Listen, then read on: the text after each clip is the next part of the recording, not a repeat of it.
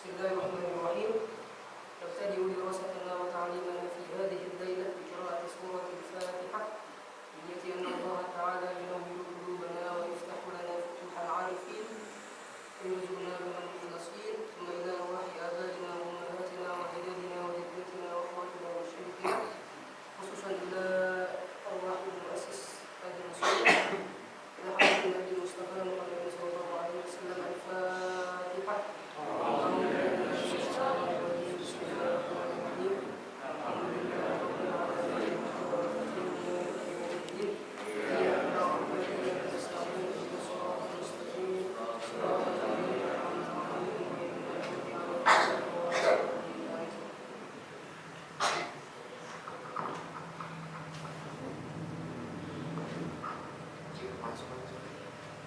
Bismillahirrahmanirrahim. Alhamdulillah, wassalatu wassalamu ala Rasulillah wa ala alihi wa ashabihi wa man tabi'ahum bi ihsanin ila yaumil qiyamah.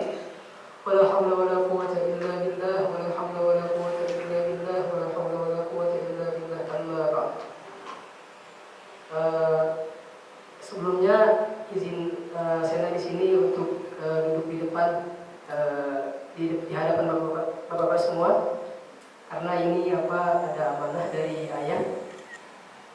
Jadi bukan berarti saya duduk di depan sini bermaksud untuk menggurui atau ya intinya belajar lah. Di sini saya belajar, dan jadi kalau misalkan ada salah kata mohon dikoreksi dan mohon untuk dimaklumi. Insyaallah pada pertemuan pada malam hari ini saya ingin membahas satu kitab yang menjelaskan tentang fadhail salawat Nabi Sallallahu Alaihi Wasallam. Itu karena salah satu ulama Suriah yang bernama Syekh Abdullah Sirajuddin. Beliau sudah wafat. Seringkali kita mendengar banyak salawat ya.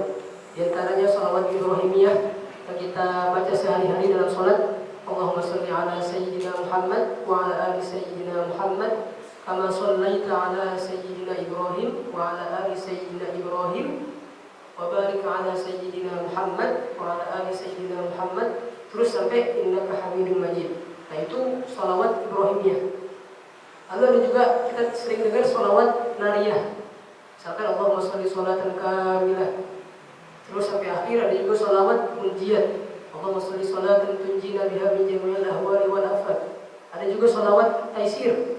Allahumma shalli ala sayyidina Muhammad sholatan taftahu lana abwabal ridha wat taisir. Atau shalawat tibbil qulub. Allahumma shalli ala sayyidina Muhammadin tibbil qulub. Nah, itu berbagai macam shalawat itu mempunyai faidah, mempunyai keutamaannya masing-masing. Nah, di sini saya baca dulu ya. Bismillahirrahmanirrahim. Qala al-musannif rahimahullahu taala wa nafa'ana bihi wa bi 'ulumihi fid dharain amin. Yang pertama, shalawat. Apa sih makna shalawat itu? Nah, di sini dijelaskan ma'ani sholati 'ala Nabi sallallahu alaihi wasallam. Makna shalawat kepada Nabi sallallahu alaihi wasallam. Sebagaimana dalam Al-Qur'an, ya ayyuhalladzina amanu shallu 'alaihi wa sallimu taslima. Wahai orang-orang yang beriman, bersalawatlah kalian kepada Nabi dan kirimkanlah salam kepada Nabi Muhammad sallallahu alaihi wasallam. Nah, orang-orang ini maksudnya sering bertanya apa sih makna salawat itu? Padahal kan Nabi maksum. Nabi itu kan bebas dari dosa. Nabi gak punya salah. Nabi pasti masuk surga. Terus kenapa kita harus bersalawat kepada Nabi? Nah, di sini dijelaskan oleh beliau, oleh pengarang kitab. Qala al-Hafidz fil Fath, berkata Imam Ibnu Hajar al-Asqalani dalam Fathul Bari, wa 'inda Ibnu Abi Hatim an Muqatil Ibnu Hajar qala salatullahi ta'ala maghfiratuhu. Nah, jadi ketika Allah Subhanahu wa taala bersalawat kepada Nabi, jadi ketika apa sih maksud Allah itu bersalawat kepada Nabi? Maksudnya apa? Nah, itu maksudnya berarti Allah Subhanahu wa taala memaafkan Nabi sallallahu alaihi wasallam, walaupun Nabi sebenarnya maksud, Nabi enggak punya dosa. Wa sholatul malaikati al-istighfar. Nah, jadi sholawatnya malaikat, jadi ketika malaikat bersolawat kepada Nabi itu apa? Al-istighfar. Itu para malaikat meminta ampunan kepada Allah untuk Nabi sallallahu alaihi wasallam. Wa Ibnu Abbas anna ma'na salati rabbi ar-rahmah wa salatal malaikati al-istighfar. Nah, jadi dari qaul Ibnu Abbas bahwasanya makna salatullah, maksudnya Allah bersalawat kepada Nabi itu apa? Ar-rahmah. Itu rahmat yang Allah turunkan kepada baginda Nabi. Nah, lalu salawat dari malaikat itu apa maksudnya? Itu maksudnya adalah istighfar. Yaitu apa? Istighfar. Itu meminta ampunan untuk Nabi kepada Allah Subhanahu wa taala. Nah, itu sedikit mengenai makna sholawat. Nah, lalu lanjut ke pembahasan, karena ini kitabnya tebal ya, jadi kita baca lengkap-lengkap. Lalu ada hukum sholawat Nabi Sallallahu Alaihi Wasallam. Ada satu kaidah ulama masyhur yaitu di kaidah usul fikih, al-hukmu yaduru ma'a illatihi wujudan wa adaman. Jadi yang namanya hukum itu terus berputar. Nggak bisa misalkan hukum, contoh misalkan hukum puasa. Hukum puasa bagi saya misalkan ketika keadaan mampu itu apa? Itu wajib. Lalu ketika saya dalam keadaan safar, itu hukumnya apa? Menjadi sunnah. Lalu ketika perempuan sedang haid, itu hukumnya haram. Nah, jadi hukum itu asalnya mubah dan terus berputar sesuai dengan ilatnya, sesuai dengan alasannya, sesuai dengan keadaannya. Jadi nggak bisa misalkan apa hukum nikah? Oh, hukum nikah wajib, enggak. Hukum nikah ya itu 5 itu ada 5. Ada wajib, ada sunnah, ada mubah, ada haram, sama ada makruh. Jadi nikah itu wajib bagi mereka yang sudah mampu, bagi mereka yang sudah bisa nafkah secara zahir dan batin. Sunnah bagi dia yang sudah mampu secara zahir atau secara zahir, cuma secara batin belum mampu, atau mampu secara batin aja, cuma dari segi zahirnya, dari segi nafkahnya mungkin masih belum mampu. Nah, jadi hukum itu terus berubah. Ya dulu ma'illatihi wujudan wa adaman. Itu hukum itu qaul ulama. Nah, lalu hukum salat Nabi. Apa hukum sholawat? Yang pertama hukumnya fardu atau wajib. Wajib ketika apa? Nah, al-hukmul awal fardiyatus sholati 'ala Nabi sallallahu alaihi wasallam. Yang pertama hukum kewajiban atau kefarduan membaca sholawat Nabi sallallahu alaihi wasallam. Inna fardiyatus sholati 'ala Nabi thabitatun bil amri al-warid fi qoulihi ta'ala ya ayyuhalladzina amanu shallu 'alaihi wa sallimu taslima. Nah, yang pertama ini hukum membaca sholawat Nabi itu hukumnya fardu atau wajib. Thabitatun tetap karena ada dalil yang terdapat di dalam Al-Qur'an. Apa dalilnya tadi? Ya ayyuhalladzina amanu shallu 'alaihi wa sallimu taslima. Wahai orang-orang yang beriman, berselawatlah kepada Rasul dan sampaikanlah salam kepadanya. Fahadal amru yaqtadi fardiyah wal amru la yaqtadi tikrar ma lam takarrar asbabuhu fayu'adda hadhil fardu bi marratin wahidah kama alaihi al-Hanafiyah. Nah, jadi ini salah satu kaidah usuliyah. Jadi yang namanya amr itu tidak menuntut tikrar, tidak menuntut adanya pengulangan. Nah, jadi ketika ada suatu perintah, misalkan apa ya? Misalkan ada orang tua nyuruh anaknya, tolong beliin gas. Nah, itu perintah itu cuma sekali aja, cuma beliin gas sekali. Nah, untuk misalkan hari besoknya, hari seterusnya itu harus ada perintah lagi yang menunjukkan kalau orang tuanya itu nyuruh dia beli gas. Nah, jadi perintah itu layak dari tikrar. Jadi perintah itu tidak menuntut harus pulang, dia harus melakukan perintah setiap hari. Nah, itu tidak. Nah, cuman menurut ulama kita, ulama Syafi'iyah atau ulama Malikiyah sama Hanabilah, yang namanya perintah itu amr itu menuntut adanya pengulangan. Contoh misalkan perintah dalam Al-Qur'an, aqimus shalah, tunaikanlah shalah. Nah, itu perintah di Al-Qur'an itu cuma sekali, tapi terus kita lakukan setiap hari 5 waktu. Atau perintah mandi junub, wa in kuntum junuban fatahharu. Nah, itu perintahnya cuma sekali dalam Al-Qur'an. Nah, cuma itu terus-menerus kita lakukan setiap kali kita dalam keadaan junub. Nah, jadi apa di sini karena beliau ini adalah madhabnya Hanafi, nah jadi beliau mengikuti pendapat Imam Hanafi yang mengatakan bahwa amr itu tidak menuntut adanya pengulangan. Ya, seperti itu. Lanjut, kama anna sholata 'ala Nabi sallallahu alaihi wasallam tufradu fi akhir sholati 'inda Imam Syafi'i wal Imam Ishaq ibn Rahawayh wa ghairihima. Sebagaimana juga bahwa sholawat Nabi itu hukumnya fardu di dalam akhir sholat. Nah, jadi kita kan belum belajar ya, bahwasanya rukun sholat itu ada 17 atau dalam satu qaul ada 13. Nah, di antara rukun sholat itu membaca sholawat Nabi. Nah, itu termasuk rukun menurut Syafi'iyah. Cuma menurut Malikiyah yang saya pelajari selama di Maroko itu membaca sholawat itu bukanlah rukun. Jadi ketika kita tasyahud akhir atau ketika kita tasyahud bersedekap itu kita nggak membaca sholawat ya nggak apa-apa, sholat kita sah. Cuman karena kita madhabnya di Indonesia Syafi'i, maka kita harus untuk membaca sholawat pada akhir sholat, pada tasyahud. Nah, lalu di sini lanjut. Qala Imam An-Nawawi wastadalla ashabuna asy-Syafi'iyyah biqoulihi ta'ala sallu alaihi wa sallimu taslima. Imam An-Nawawi berkata dalam kitabnya, dan para ulama Syafi'iyah mereka berdalil, mereka berhujjah dengan firman Allah Subhanahu wa taala, sallu alaihi wa sallimu taslima. Dan tadi dalam Al-Qur'an itu, sallu alaihi wa sallimu taslima. Lalu Imam Syafi'i di sini ada kaulnya, ada perkataannya. Qala Syafi'i rahimahullahu taala, أوجب الله تعالى أي فرض في هذه الآية الصلاة على النبي صلى الله عليه وسلم وأولى الأحوال بها حال الصلاة.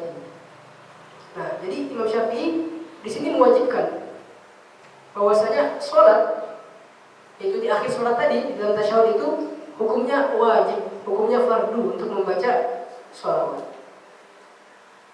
Itu jelas ya. Itu hukum yang pertama yaitu fardu dalam salat. Lalu hukum yang kedua yaitu istihbabu an yudhkara sallallahu alaihi wasallam bi wasfi siyadah.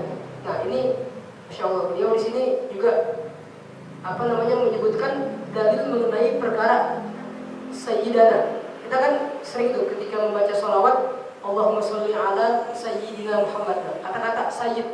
Nah, ini juga yang menjadi perbedaan pendapat di kalangan ulama gitu, khususnya dalam sholat, terutama teman-teman kayak Salafi Wahabi gitu. Mereka bahwasanya sholawat itu nggak boleh pakai kata-kata sayyid.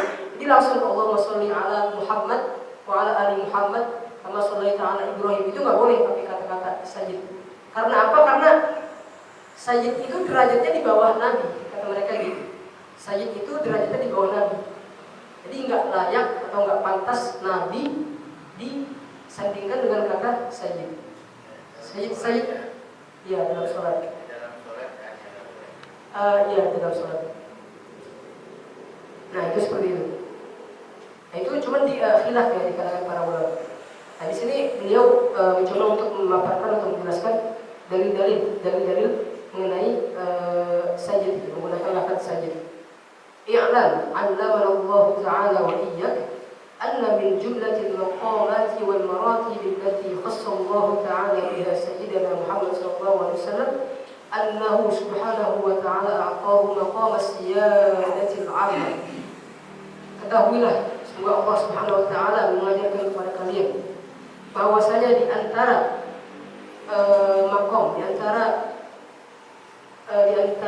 makom atau tingkatan yang Allah Subhanahu wa taala khususkan kepada Sayyidina Muhammad, kepada Nabi Muhammad SAW, bahwasanya Allah Subhanahu wa taala memberikan kepada beliau makom siyadah ammah. Bahwasanya lafaz siyadah ini ya ammah, mencakup semuanya gitu. Entah itu nabi, entah itu rasul, entah itu makhluk biasa, entah itu ahwal kayak kita gitu, orang-orang biasa gitu. Walidzalika kana sallallahu alaihi wasallam yadhkuru hadzal maqam mu'linan bihi. Kama kana sallallahu alaihi wasallam yadhkuru baqiyatal khasa'is wal maqamat allati khassahu ta'ala biha. Sebagaimana dijelaskan dalam hadis, bahwa Rasul ini ya mengabarkan bahwa beliau ini emang layak untuk dipanggil sayyid. Nanti di sini ada hadis-hadisnya. Apa mutahadditsan? Beliau menjelaskan atas nikmat Allah yang diberikan kepadanya. Ghairu fakhrin, tidak bermaksud untuk sombong. Sebagaimana firman Allah Subhanahu wa taala, "Wa amma bi ni'mati rabbika fahaddits." Dan mengenai perintah dan mengenai nikmat Tuhanmu, fahaddits, maka kabarkanlah. Jadi ini juga salah satu dalil ketika kita mendapatkan nikmat, kita mendapatkan sesuatu yang berharga di hidup kita, itu kita mengabarkan kepada orang lain. Asalkan niatnya tidak untuk ujub, tidak untuk sombong atau riya kepada saudara kita. Itu boleh-boleh saja. Fakana yaqul idza kana yaumal qiyamah kuntu ana imamun nabiyyin wa khatibahum wa sahib syafa'atihim ghairu fakhrin. Ini hadis Nabi. Beliau mengatakan, nanti ketika hari kiamat, aku adalah imamun nabiyyin. Aku adalah imamnya para nabi. Jadi nanti ketika di padang mahsyar itu kan para nabi, para rasul semua berkumpul. Nah, Nabi Muhammad di situ akan menjadi imam dan juga khatibuhum. Beliau akan menjadi khatib, beliau akan berpidato di hadapan para anbiya. Dan Nabi juga akan sahibu syafaati, ghairu fakhrin. Nabi yang akan memberikan syafaat. Jadi nabi-nabi yang lain itu nunggu Nabi Muhammad dulu. Jadi mereka boleh memberikan syafaat kepada umat mereka setelah Nabi Muhammad mengizinkan. Dan nanti ada hadisnya. Maka yaqulu sallallahu alaihi wasallam, ana awwalun nasi khurujan idza bu'ithu wa ana khatibuhum idza wafaru wa ana mubashshiruhum idza aisu. Liwa'ul hamdi yawma idzin bi yadayya wa ana aqrabu waladi Adam ala rabbi wa la fakhri. Di hadis lagi, saya itu Nabi, saya adalah orang yang pertama kali keluar dari liang lahat. Dari apa? Dari liang lahat. Dan wa ana khatibuhum idza wafat. Dan saya akan berbicara, saya akan menjadi khatib ketika mereka semua dibangkitkan. Dan saya akan memberikan kabar gembira kepada mereka, pada para anbiya, ketika mereka ketika mereka sudah putus asa. Ketika para anbiya tidak bisa menyelamatkan para umatnya, ketika nabi-nabi lain tidak bisa menyelamatkan umat-umat mereka, mereka minta tolong nanti kepada Nabi Muhammad. Insyaallah. Wa ana akramu waladi Adam, dan saya itu paling mulianya anak Adam. Saya paling mulianya manusia. Wala fakhir, dan saya enggak sombong. Wa kana yaqul ana awwalu man ya'khudhu bi halqati baril jannah fa aqaquha. Saya adalah orang yang pertama kali memegang halqah, memegang tali pintu surga. Dan saya akan memegang dengan kuat. Wa kana sallallahu alaihi wasallam yaqulu fi jumlatil maratib al khassah bihi ana sayyidu waladi Adam. Ini hadis yang masyhur. Biasanya dai-dai atau penceramah itu pakai hadis ini. Ana sayyidu waladi Adam yaumul qiyamah wa awwalu man yunshaqqu anhu al-qabr wa awwalu syafi'in wa awwalu musyaffi'in. Kama fi sahih Muslim an Abi Hurairah radhiyallahu ta'ala anhu. Ini dalilnya. Ana sayyidu waladi Adam. Saya adalah tuannya anak-anak Adam. Saya adalah tuannya para manusia. Yaumul qiyamah, pada hari kiamat. Dan saya adalah orang yang pertama kali dibangkitkan dari kubur. Dan orang yang pertama kali bisa memberi syafaat. Jadi orang yang pertama kali bisa memberi syafaat ya Nabi nanti. Wa awwalu musyaffi'in. Beliau yang pertama kali memberi syafaat, dan beliau juga yang mendapatkan izin dari Allah agar orang lain atau para nabi lain itu bisa memberi syafaat. Jadi beliau yang pertama kali memberi syafaat, dan para anbiya atau para sholihin atau para syuhada itu ketika ingin memberikan syafaat kepada orang lain itu harus mendapatkan izin dari Nabi. Itu maksudnya musyaffi'. Insyaallah. Sebagaimana hadis yang diriwayatkan di dalam kitab Sahih Muslim. Diriwayatkan dari Abu Hurairah radhiyallahu ta'ala. Wa bina'an 'ala dzalik fayanbaghi an yuqrana ismuhu syarif sallallahu alaihi wasallam bis-siyadah tawqiran wa ta'dhiman lahu. لأن الله تعالى قال لتؤمنوا بالله ورسوله وتعزروه وتوقروه.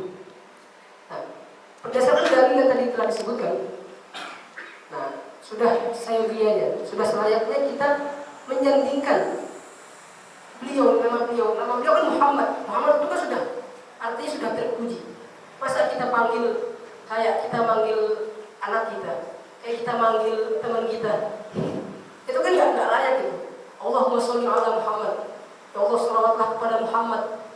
Itu nggak layak. Minimal kita menyandingkan gelar, menyandingkan sesuatu yang mulia pada Nabi. Nah, di antaranya dengan siyadah, dengan lafaz sayyid. Kenapa tauqiran wa ta'ziman lahu? Sebagai bentuk pengagungan, sebagai bentuk penghormatan kepada beliau. Sebagaimana firman Allah Subhanahu wa taala, "Litu'minu billahi wa rasulihi wa tu'azziruhu wa tuwaqqiruhu." Dan jika kalian memang benar-benar beriman kepada Allah dan Rasulnya, maka muliakanlah Allah dan Rasulnya dan agungkanlah Allah dan Rasulnya. Nah, lanjut pembahasan ini sudah selesai ya, pembahasan tentang penggunaan lafaz siyadah. Jadi intinya penggunaan lafaz sayyid itu boleh. Cuman di dalam sholat khususnya, nah ini ulama khilaf. Bahkan guru saya ketika di pondok itu beliau merajihkan, mengunggulkan pendapat bahwa dalam sholat memang lebih baik kita tidak menggunakan sayyid. Karena memang dalam dalilnya kan shollu kama ra'aitumuni usolli.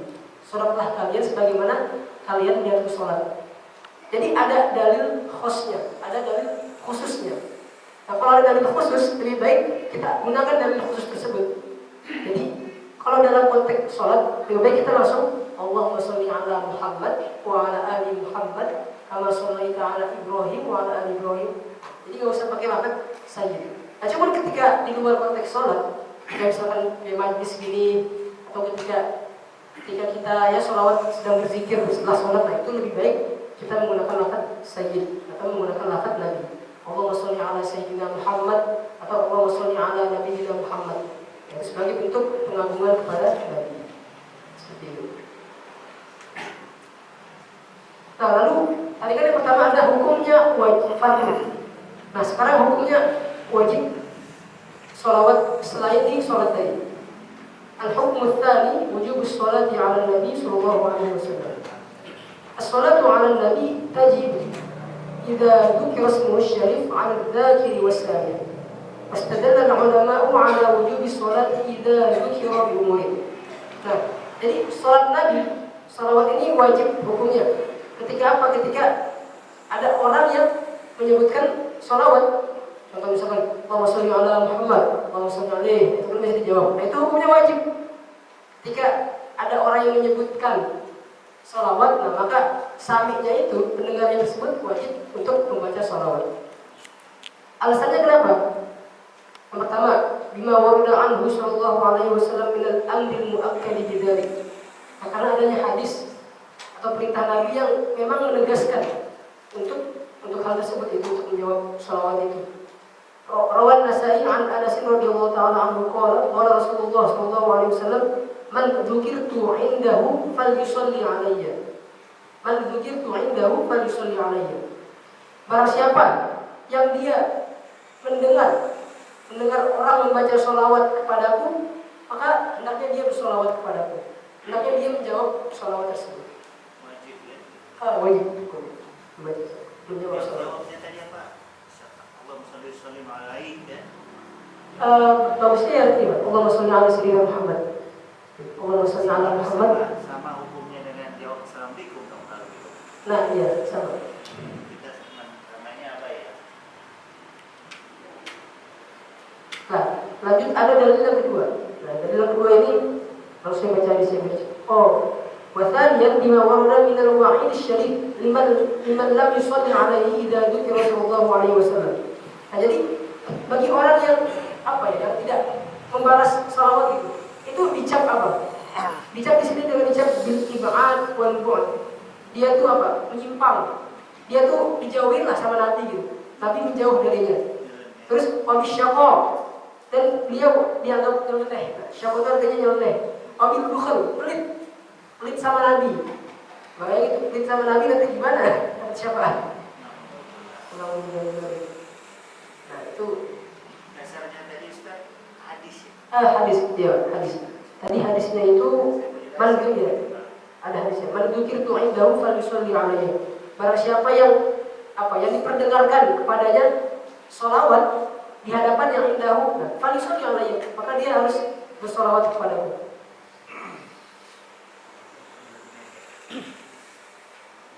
Lanjut. Nah itu yang kedua hukumnya tadi wajib. Nah, kita lanjut lagi. Nah terus ini hukum terakhir fi sunniyati sholati ala nabi. Hukum yang ketiga ini sunnah, hukumnya membaca sholawat. Sunnah dalam keadaan apa? Tusannu sholatu ala nabi fi mawadi'in muta'addidah tadhkuru jumlatan minha liyatanabbaha al-ghafilu anha. Awalan wara al-adhan. Nah, jadi setelah azan, nah itu hukumnya sunnah untuk membaca sholawat. Dalilnya apa? Dalilnya وذلك لما جاء في الحديث الذي رواه مسلم واصحاب السنن عن عبد الله بن عمر رضي الله تعالى عنهما انه سمع النبي صلى الله عليه وسلم يقول اذا سمعتم المؤذن فقولوا مثل ما يقول ثم صلوا علي فانه من صلى علي صلاه صلى الله عليه بها عشرا. Nah ini dalilnya. Jadi ketika kalian mendengarkan seorang muazzin, ketika ada orang azan, kalian dengar, maka ucapkanlah yang sama. Misalnya ketika Allahu Akbar, biasanya kan jawab Allahu Akbar. Kita misal asyhadu an la ilaha illallah, kita jawab juga asyhadu an la ilaha illallah. Nah itu jawabnya sama dengan yang dilafazkan oleh muazzin. Nah kemudian shollu alayya, kemudian bersolawat padaku.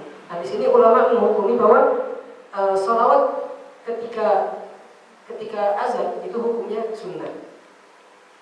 Nah lalu juga yang kedua, nah ini yang sering, as-salatu ala nabi awwalad du'ai wa awsatuhu wa akhirahu. Itu bersolawat kepada nabi ketika awal doa. Ketika awal doa atau pertengahannya atau akhirnya. Minimal ketika kita berdoa, nah itu kita membaca sholawat. Biasanya kan ketika hamdan syakirin, hamdan na'imin, itu kan biasanya kan setelah pujian itu pasti sholawat kan. Itu udah tradisi kita kan. Setiap membaca doa setelah sholat berjamaah kan pasti ada sholawat. Nah itu ya bagus, tradisi yang bagus baca sholawat. Nah terus itu yang kedua. Terus ada lagi yang ketiga, as-sholatu ala nabi 'inda dukhulil masjid wa 'inda khuruji minhu. Itu membaca sholawat ketika masuk sama keluar masjid. Dalilnya ada dalilnya. Nah contohnya ini وذلك لما جاء في الحديث عن السيدة فاطمة الكبرى رضي الله تعالى عنها قال كان رسول الله صلى الله عليه وسلم إذا دخل المسجد صلى على محمد وسلم. Jadi Rasulullah ketika masuk masjid beliau bersalawat kepada dirinya sendiri. Sallallahu alaihi. Semoga Allah memberikan salawat, memberikan keselamatan kepadaku. Jadi Rasul aja salawat untuk dirinya sendiri, apalagi kan kita umatnya. Wa qala rabbi ighfirli dhunubi waftahli abwaab rahmatik. Jadi setelah beliau membaca salawat, beliau membaca rabbi ighfirli dhunubi waftahli abwaab rahmatik. Itu apa dalilnya?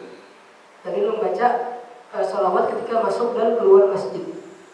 Nah, lalu yang keempat, as-salatu ala nabi sallallahu alaihi wasallam indal tiqa'il muslim bi akhihil muslim. Jadi ketika kita bertemu sama saudara kita, kita bertemu sama teman kita tuh sunnahnya membaca salawat. Ini juga saya belum tahu. Nah, jadi ketika kita jumpa dengan teman kita itu bagusnya baca salawat. Jadi ketika kita jumpa dengan teman, main sama teman, nah itu suruh assalamualaikum, salam, sallu ala nabi, itu bagus kayak gitu. Nah, dalilnya juga ada ini. Rawa Abu Ya'la an Anas radhiyallahu ta'ala anhu 'an Nabi sallallahu alaihi wasallam annahu qala ma min 'abdaini mutahabbaini istaqbilu ahaduhuma sahibahu wa yusalliyani 'ala Nabi sallallahu alaihi wasallam illa lam yatafarraqa hatta yaghfira lahumā dhunubahumā ma taqaddama minhā wa ma ta'akhkhara. Tidaklah ada dua orang hamba yang saling cinta, yang saling berkasih sayang karena Allah. mereka bertemu satu sama lain, lalu mereka berdua bersolawat kepada Nabi, maka Allah akan mengampunkan seluruh dosanya itu, selama dia berpisah. Jadi dia berpisah. Setelah dia berpisah, itu selama dosa-dosanya itu semua diampuni sampai dia jumpa lagi kepada temannya tersebut. Insyaallah. Jadi kalau misalkan nggak ketemu setahun, itu dosa-dosanya diampuni setahun. Lalu yang kelima ada as-salatu 'alan nabi inda ijtima'il qaumi fi majalisihim. Nah, ini dalil untuk kan para ulama ngarang kitab kayak apa? Maulid dia ulama, maulid tiba. Nah, itu tujuannya untuk mempermudah kita gitu. Nah, di sini dalilnya apa? Di sini yusallu lil muslimina an yusallu 'alan nabi idza ijtama'u ila ba'dihim wa an yuzayyinu majalisahum bis-salati 'alaihi. وقد جاءت الأحاديث المتعددة في فضل الصلاة عليه صلى الله عليه وسلم في المجامع وعظيم ثوابها. Nah, jadi di sini disunnahkan bagi orang-orang Muslim untuk bersalawat kepada Nabi ketika mereka berkumpul satu sama lain. Wa an yuzayyinu, dan mereka menghiasi majlis mereka, perkumpulan mereka dengan salawat. Dan banyak hadis-hadis yang menjelaskan keutamaan salawat di dalam perkumpulan, dalam perkumpulan itu. Wa 'azimi thawabiyah, dan agungnya pahala yang agung. Nah, contoh hadisnya ini maja'a an Anas radhiyallahu ta'ala anhu 'an Nabi sallallahu alaihi wasallam annahu qala inna lillahi sayyaratun minal malaikah yatlubuna hilaqad dzikr. Ini harus hati-hati baca. Hilaqad dzikr. Fa idza ataw 'alaihim haffu bihim thumma yaqifuna wa aydihim ila sama' ila rabbi tabaraka wa ta'ala fa yaqulu rabbana atina min ibadik yu'azzimuna ala'ak wa yatluna kitabak wa yusalluna 'ala nabiyyika Muhammadin sallallahu alaihi wasallam wa yas'alunaka li akhiratihim wa dunyahum fa yaqulu Allah tabaraka wa ta'ala wasyuhum rahmati fahumul julasa'u la yashqa bihim jalisuhum. Insyaallah. Jadi ada hadis dari Anas. Sungguhnya Allah Subhanahu wa ta'ala ini punya apa? Punya sayyarah, punya gerombolan atau gerombolan lain. Punya gerombolan dari para malaikat. Mereka mencari majlis zikir. Halaqah zikir. Ini mana ini yang ada majlis perkumpulan zikir, yang ada majlis salawat. Nah, faida atau alaihim haffu bihim. Ketika para malaikat tersebut datang kepada mereka, nah, haffu bihim. Mereka langsung turun. Mereka langsung meliputi orang-orang yang ada di dalam majlis zikir tersebut. Kemudian para malaikat berdiam di sana. Lalu malaikat meminta ampunan kepada Allah. Selain berkata, Rabbana atina min ibadik. Ya Allah, datangkanlah kepada hamba-Mu ini rahmat-Mu. Agungkanlah mereka, muliakanlah mereka. Lalu Allah Subhanahu wa ta'ala berkata, wasyuhum rahmati. Apa? Libutilah mereka dengan rahmat-Ku. Karuniakanlah mereka dengan rahmat-Ku. Karena apa? Fahumul julasa, mereka adalah kerabatku. Masya Allah. Sampai dikatakan mereka adalah kerabatku. Mereka adalah kerabat Allah. La yashqa bihim jalisuhum. Tidak akan nyesel, tidak akan sumpah lah orang-orang yang berkawan, orang-orang yang bersahabat dengan mereka. Itu dalam hadis. Wa 'an Ibnu Umar radhiyallahu ta'ala anhuma 'an Nabi sallallahu alaihi wasallam annahu qala zayyinu majalisakum bis-salati 'alayya fa inna salatakum 'alayya nurun lakum yawmal qiyamah. Hiasilah majlis kalian, hiasilah perkumpulan kalian dengan salawat. Para siapa yang bersalawat, karena salawat kepadaku, karena salawat Nabi ini nurun lakum yawmal qiyamah, akan menjadi cahaya bagi kalian. Masya Allah. Banyak sekali di sini dalam yang beliau menjelaskan, yang Syekh Abdullah sudah menjelaskan dalam kitab ini.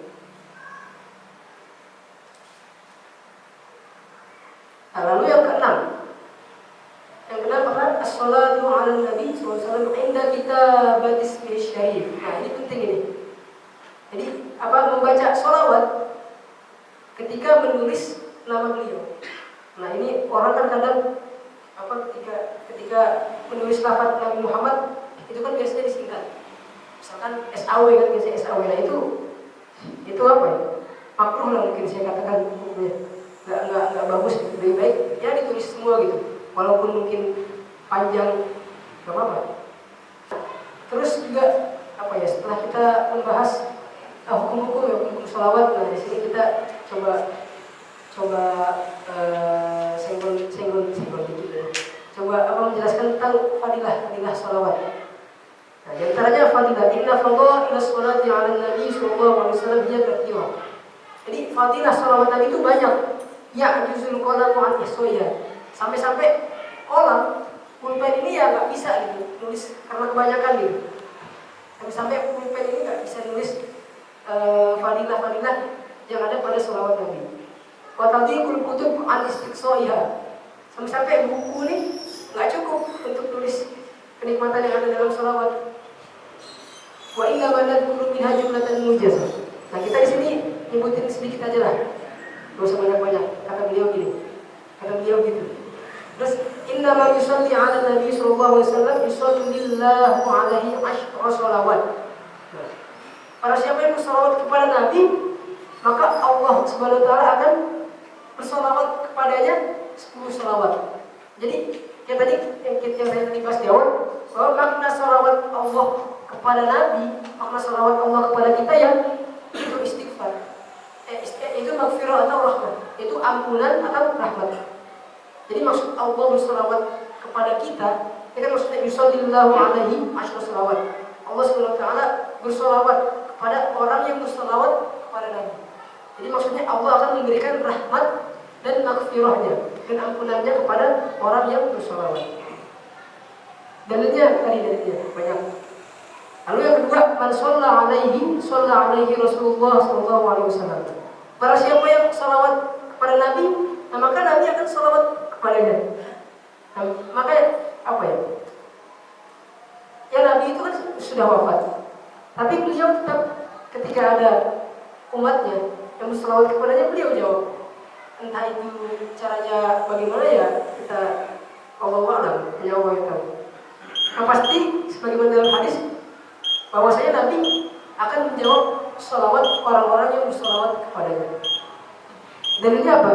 Fa'an Anas radhiyallahu ta'ala anhu qala Rasulullah sallallahu alaihi wasallam man shalla 'alayya balagatni salatuhu wa shallaitu 'alaihi wa kataba lahu siwadhalika 10 hasanat. Rawahu Tabrani fil Awsat isnadin la ba'sa bihi. Nah, barang siapa yang bersalawat kepadaku lalu sampai pada siapa yang bersalawat kepadaku, maka salawat tersebut akan sampai kepadaku dan aku akan bersalawat kepadanya. Wa kutiba lahu siwadalik 10 hasanat, dan akan dituliskan kepadanya 10 hasanat, 10 kebaikan.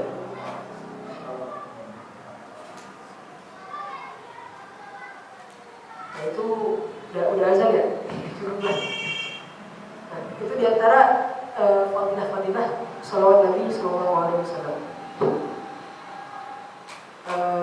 Jadi ya yang kita bisa simpulkan dari kajian pada malam hari ini bahwasanya salawat Nabi mempunyai banyak faedah yang tidak bisa kita hitung saking banyaknya. Dan salawat Nabi itu bentuknya banyak. Kita bisa dengan salawat yang diajarkan oleh para ulama atau dikarang para ulama. Kita bisa salawat langsung diajarkan oleh Rasul, yaitu salawat Ibrahimiyah dan dalam salat. Dan itu adalah afdhalus shalah. Salawat Ibrahimiyah itu yang paling utamanya salawat. Karena apa? Karena salawat itulah yang memang ma'thur, yang memang diajarkan langsung oleh Nabi sallallahu alaihi wasallam. Tapi tidak menafikan bahwa salawat yang dikarang para ulama juga mempunyai fadilah sendiri. Mungkin itu saja dari saya, semoga bermanfaat dan mohon maaf kalau ada salah kata. Wabillahi taufiq wal hidayah. Assalamualaikum warahmatullahi wabarakatuh.